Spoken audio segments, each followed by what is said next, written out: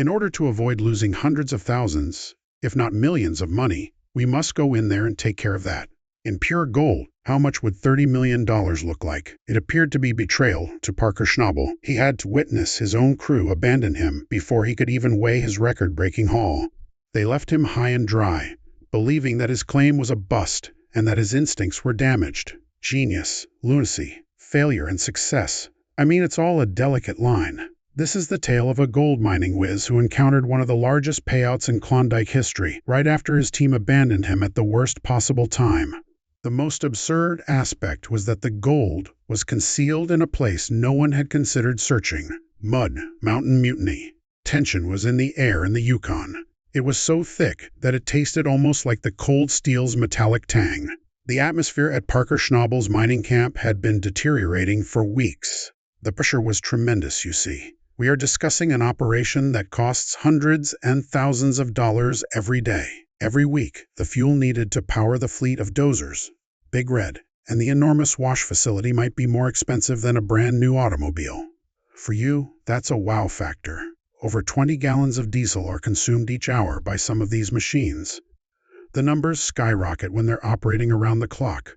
You're only hurting yourself if the gold isn't coming in, even though all that money is going out. We're a little behind schedule and have a lot of territory to cover in a short period of time down there at Stewart's. Because everyone else is so dispersed, you will be down there alone. Parker was hardened by the pressure he was feeling.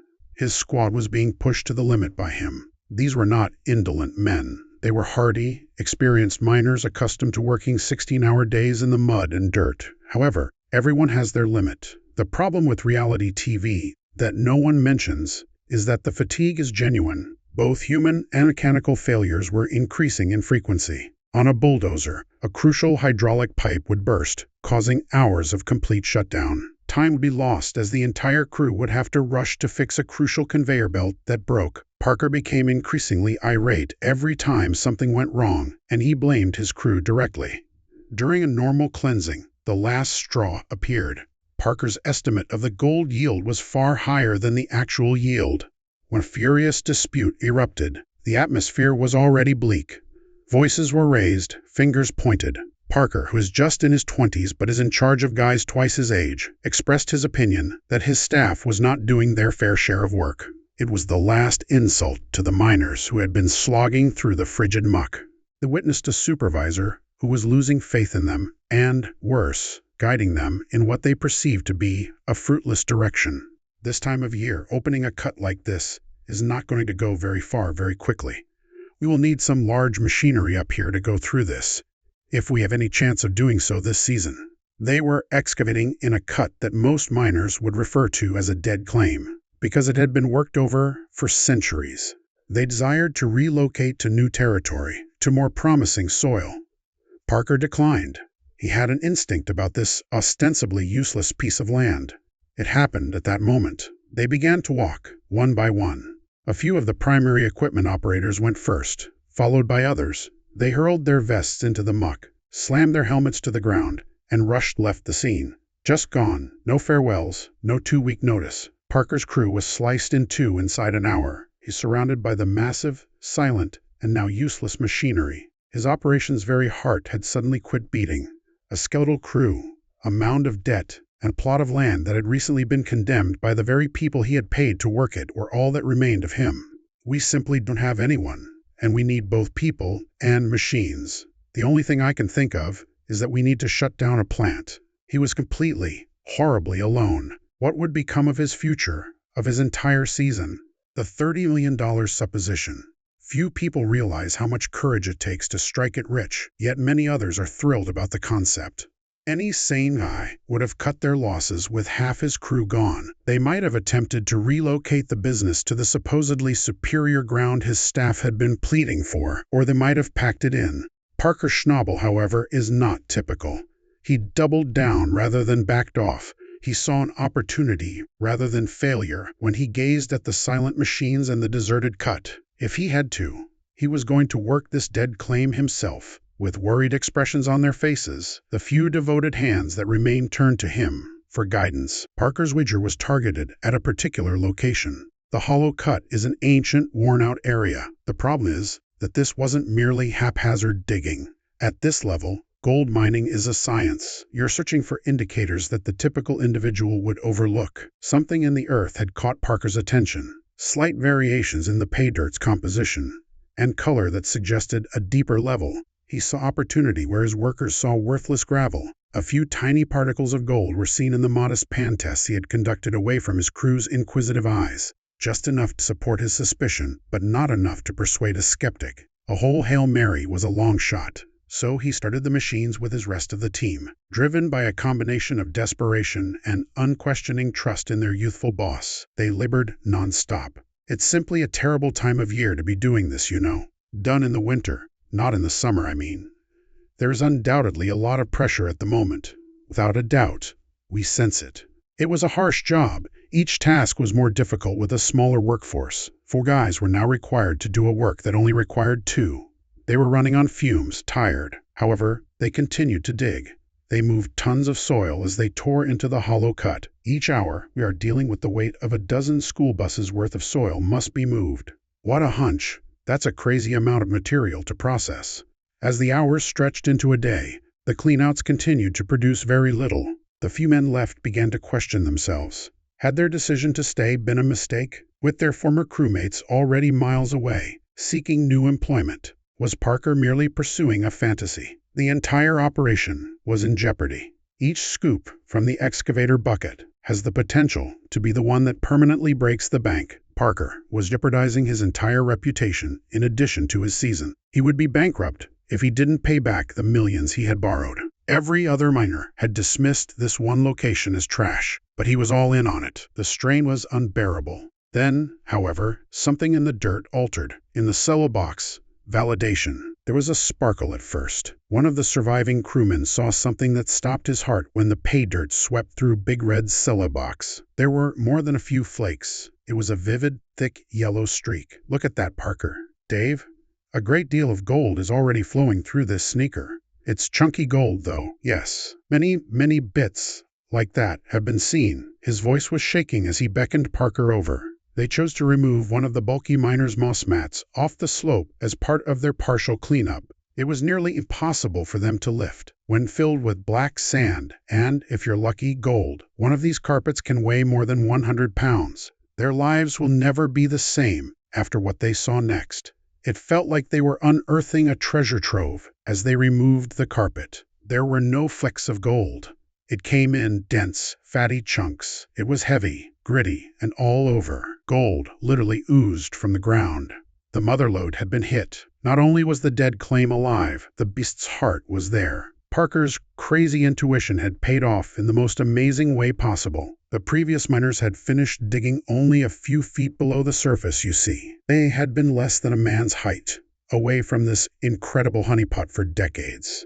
It had been waiting, sitting there. Word got around like wildfire. They pulled every mat as they hurriedly started a thorough cleanup. Loaded with an absurd amount of gold, each one was heavier than the last. The volume was astounding. They had stopped using ounces for measurement. The units of measurement were pounds. Gold concentrate can weigh more than 70 pounds and have a value of hundreds of thousands of dollars in a single 5-gallon bucket. Bucket after bucket was being filled. The other members of the crew who had trusted Parker were stunned. Their expressions were a mix of genuine delight and incredulity. They had a lot of money.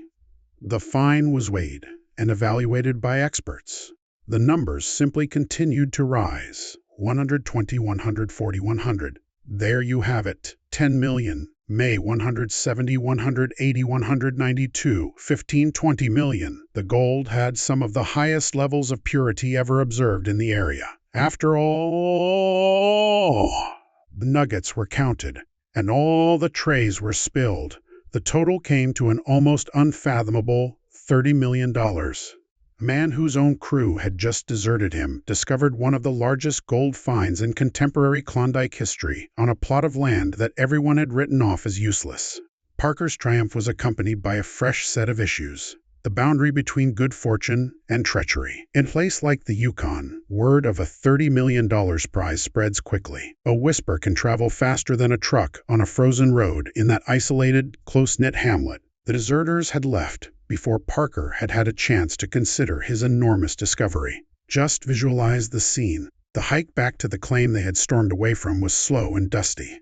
They had a mixture of hopelessness and sad remorse on their faces. They arrived at the camp without making eye contact, hats in hand. These men were tough and proud, but now they had to swallow their pride and confront the young boss they had left behind. They had to see it for themselves after hearing the astounding news. They had left behind money that may change your life, the kind of fortune that can benefit not only you but also your children and grandchildren. The question is, what would you do in such circumstance? This is excellent for a first cleanup. Yes, that is. Yes. Yes, indeed. That's excellent. Yes. Most likely among the greatest. Really? Yes. Parker had to make a hard decision. He turned to face the men who had abandoned him, who had dismissed his intuition, and who now desired to share in the greatest payout of their lives. In the wilderness, trust is crucial, and they had destroyed it. Ultimately, he took a measured approach. The ones he believed had been duped by the stronger voices were allowed to return, while the others were permanently turned away. At his lowest, he had experienced the ultimate betrayal, and you don't get to cross that line twice. The least of his concerns, however, was the returning crew. A great find like this doesn't just make you wealthy, you see. It makes you look like a huge target. In an attempt to establish a legal claim to his territory, competing mining companies suddenly began scuttling out of the woods, unearthing antiquated maps and obscure property laws. The entire scheme was imperiled when lawyers became involved. Hovering far over his claim were drones, metallic vultures, probably dispatched by rivals attempting to copy his strategies or locate his honey hole precisely, observing everything he does. Previously a site of labor, the camp now had to cope with ongoing paranoia. The sabotage followed. First it was subtle, then it was obvious. In the morning, drained fuel barrels were discovered. The excavator's vital hydraulic hoses inexplicably broke, resulting in hours of lost work and damage worth thousands of dollars. We're going to try to get this thing on his feet by wrapping these tracks. These are used rails that are being used again for our Frankenstein construction. As you can see, in the middle of the night, tires on their supply trucks were cut. The message was frightening and unmistakable. He was desired by someone. Peace had not been delivered by the huge jackpot. It had brought with it a new form of conflict. As the number of bizarre mishaps on the claim grew, rumors of an ancient Yukon curse that the greatest treasures are shielded by the worst luck began to spread, making an already perilous profession seem absolutely horrifying. Let's take a moment to stand back. It seems like the ideal screenplay for a movie to those of us viewing it. After being abandoned and overcoming insurmountable obstacles, a young hero suddenly becomes wealthy. It is the quintessential underdog tale. Is it that easy, though? Just a few hours after his crew departs, did this all just happen by accident? Or are we overlooking something important? The fact that Parker is more than just a fortunate child is the topic that no one appears to discuss. His talent to read the ground is practically miraculous, and he is a third-generation miner, instructed by John Schnabel, his renowned grandpa.